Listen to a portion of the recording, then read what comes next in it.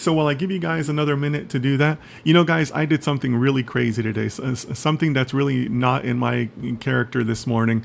So let me bring that up in my second monitor again.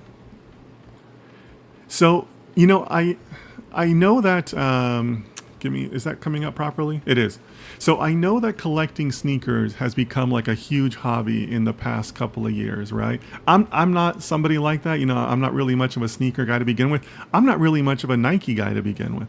But I saw these shoes and I saw them earlier this week, and I saw that the on sale was coming up. You know, I didn't even know how popular it is, where you have to like sign up ahead of time for the shoes and all that. Like you know, there's like I think Nike calls it like an inline system or something, where you have to set up your account all ahead of time. You know, with all your shipping and all your credit card information and everything.